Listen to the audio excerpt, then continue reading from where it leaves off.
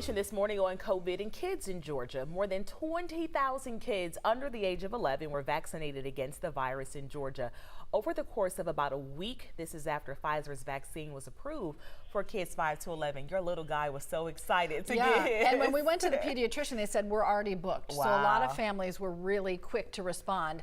As vaccinations ramp up, school districts are starting to get involved, helping to administer doses to these younger children, just like many have helped administer vaccines to that older group as well. Clayton County Schools is planning vaccine drives for next month. The clinics were announced during a town hall meeting last night. The first one is December 3rd at the International Center in Morrow. The second is Saturday, December 4th at Lovejoy High School. Kids will be invited back to get their second dose come January. As a little incentive here, students can enter to win some prizes.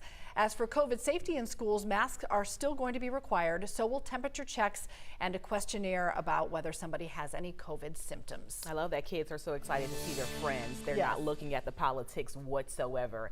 And now that those little ones can get vaccinated, the question now is about students getting back into the classroom. So what is that going to look like? This week on Face the Nation, Education Secretary Miguel Cardona said there is no need for remote or hybrid learning. Okay. Given all of the advancements in vaccinations and treatments against the virus. The Biden administration has really been pushing to get public schools to a place where they can open back up completely. The director of the CDC says across the country, about 95% of schools are open. And what's important now is to continue to get those children vaccinated. I would say as our children are starting to get vaccinated just a week into this program, to continue to scale up our vaccinations for these children and to not yet get complacent with our mitigation and prevention strategies that are keeping our children in school. So basically she's saying to keep the mask on, there for now, not forever.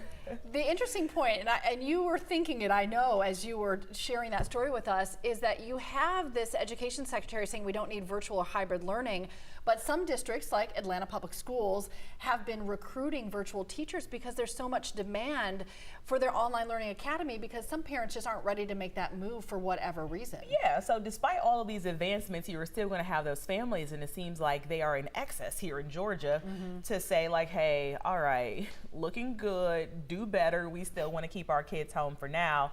So much so, we need to hire a bunch of virtual teachers. So yeah, parents are still making these decisions for their families. In Georgia, where the vaccination rate is still lowest, some of the lowest in the country, 50%. A little bit low, but the little ones are hopefully going to drive those numbers up because they're excited about it. Some of them are.